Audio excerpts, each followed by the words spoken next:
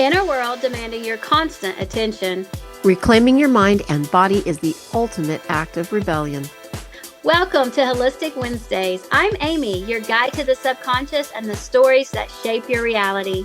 And I'm Shelly, your partner in holistic health and life design. Together, we're bridging the gap between biology and belief, Combining modern science, ancient wisdom, and practical coaching to help you thrive in 2026 and beyond. Whether you're here to hack your health or rewire your habits, You are in the right place. Let's shift. you can be kind, thoughtful, and endlessly accommodating. And still feel resentment simmering quietly under your ribs. If you've been praised your whole life for being easy, But your body feels tense, tired, drained, or inflamed. today's episode is for you. This month, we've been talking about safety, emotional, physical, nervous system safety. And today, we're naming one of the most socially rewarded survival strategies there is. The good girl. Good girl programming doesn't look like trauma. It looks like kindness.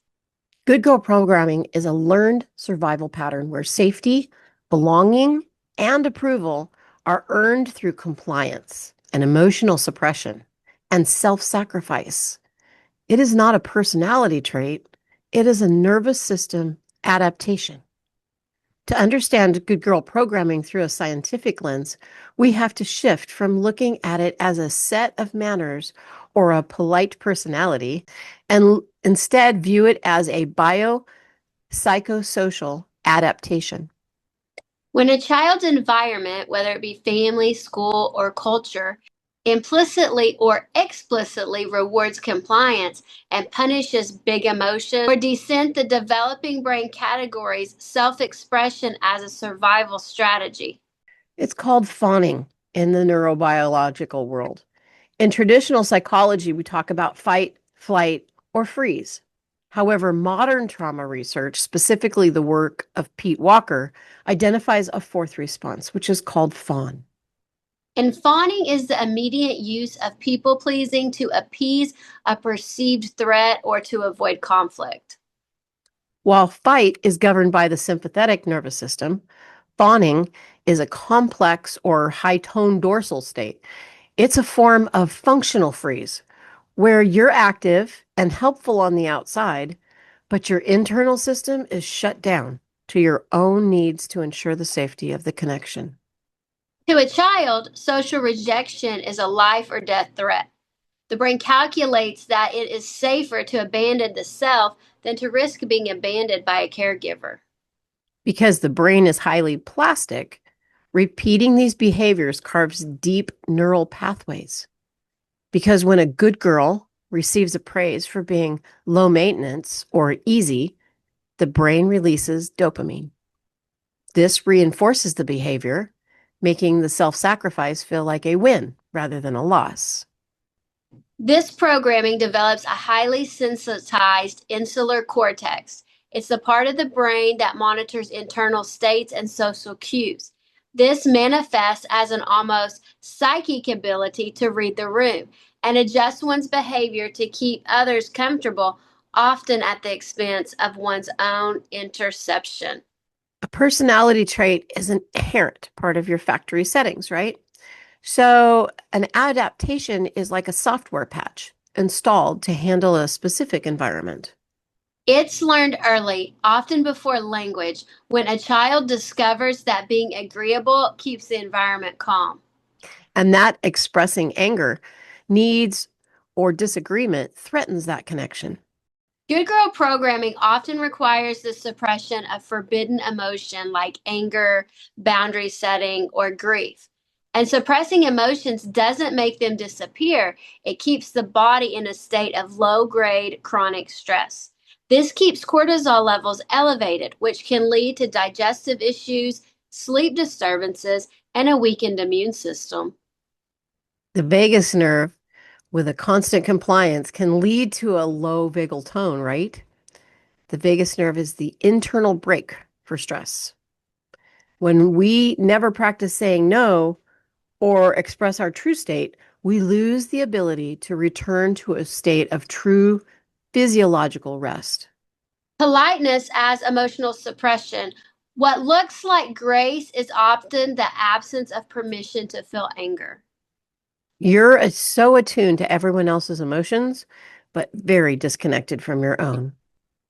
You are dependable because you don't feel allowed to disappoint. You don't explode, you implode. So there's an internal split.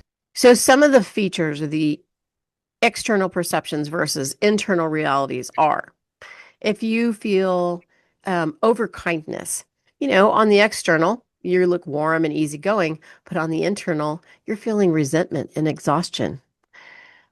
If you maybe look very mature and stable, sometimes internally you could be suppressing anger and very shut down. I'm not saying that that's all the time, but sometimes. And sometimes looking, or maybe the external perception is that you're selfless. A lot of times internally, you could be self erasing. And so, even sometimes peacefulness could be internally somatic tension and gut issues. And the long term impact of this is suppressed anger doesn't vanish. It shows up as jaw tension, IBS, hormonal imbalance, autoimmune flare-ups, chronic fatigue, migraines, and throat issues.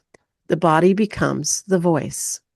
The science behind this states that from a nervous system perspective, people pleasing is a fawn response, a survival strategy along fight, flight, and freeze. The nervous system learned if I stay agreeable, I stay safe. Early environment requires emotional compliance. Authentic emotion feels risky. Anger is then suppressed. Approval brings temporary safety. And then the body starts accumulating unexpressed charge. That's where the symptoms start appearing. And you try harder to be good. Your body is carrying years of swallowed words.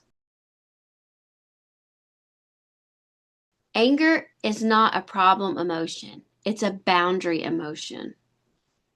And when anger isn't allowed expression, it turns inward. Because where suppressed anger lives in the body can be the throat and having difficulty when speaking your needs, and it might lead to a thyroid imbalance. Maybe in the gut, IBS, bloating, nausea. Maybe in your heart, you've got a tightness, anxiety, and emotional guarding. Maybe your system is suffering with chronic inflammation. Maybe your jaw and your neck, you feel bracing, teeth grinding at night. And here's the part most people miss: your body isn't malfunctioning, it's communicating. You can't override biology with politeness. Every unexpressed no becomes stored energy. And the body will discharge it somehow.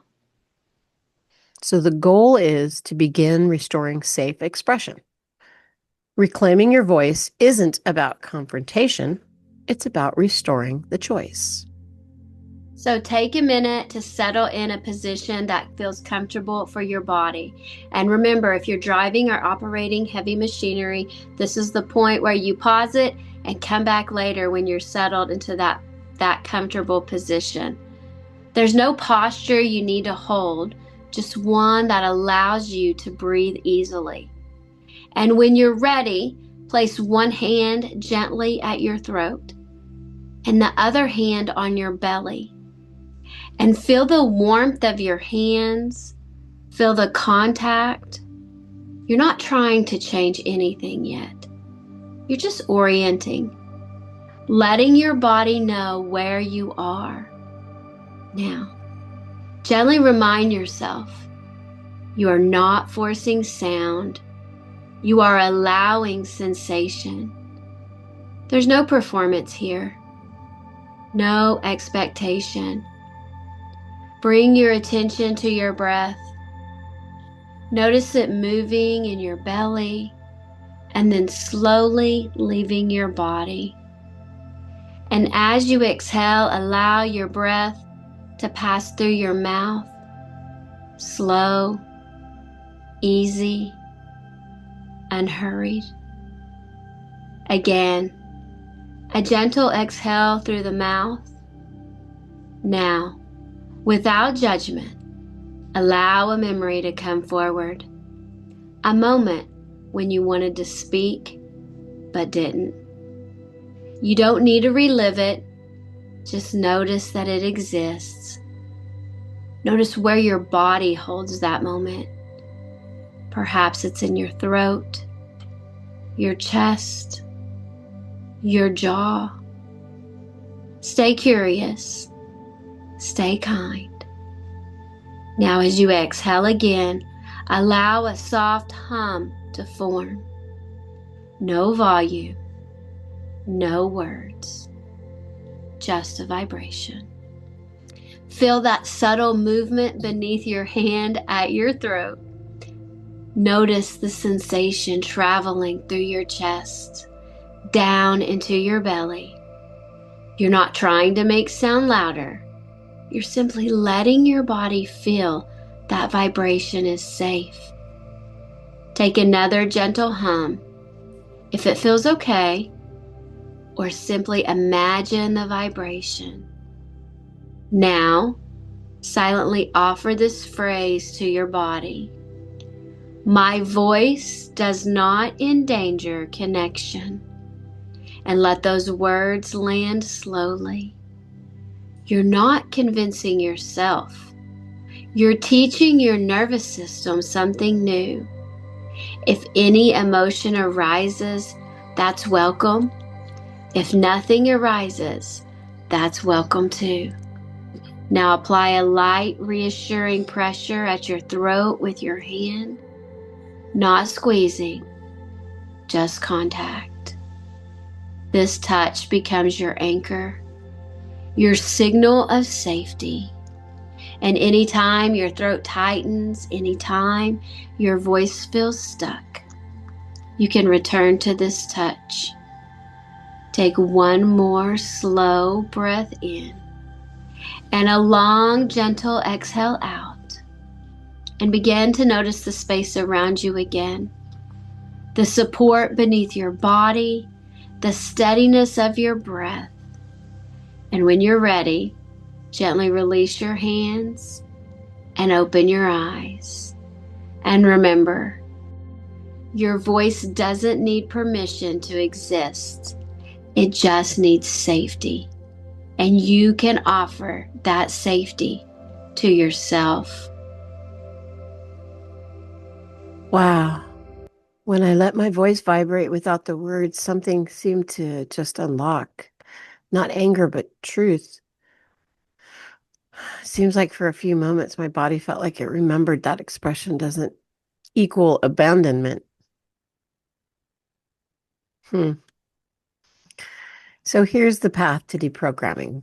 Because this is a nervous system adaptation, you cannot simply just think your way out of it.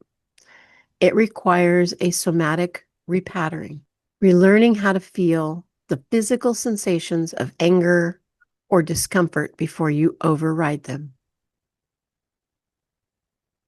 Practicing small no's to show the nervous system that the world does not end when you are not good. Using breath work and grounding to move out of the fawn state and back into a social engagement state where you feel safe being seen. And now, one of my favorite parts. It's time for listener Q&A. Maria from California asks, what if expressing anger makes me unlikable? That fear makes so much sense because somewhere along the way, you learned that love was conditional. But regulated expression doesn't make you unkind, it makes you congruent. And anger doesn't ruin that connection. Unspoken resentment, however, does. Being nice isn't the problem. Being silent about yourself is. All right, the challenge for this week is once daily ask, what am I actually feeling right now? The second one would be hum, sigh, or speak one truth aloud every day. Notice where your body softens when you stop performing goodness. You don't need to be easier to love. You need to feel safer to express. And that is a wrap for this week. We hope your nervous system is feeling a little more regulated and your vision a little clearer. Remember, the breakthrough you're looking for isn't out there. It's already in your programming, waiting to be unlocked. And if you've tried today's hypno tool or visualization, we want to hear about it. Tag us on our socials or drop a comment in the show notes. And if you're ready to go deeper, follow us on social media, TikTok, Instagram, Facebook, and YouTube at holistic_Wednesdays, that's holistic with a W, or email us at holisticwednesdays@gmail.com. And until next week, honor your body.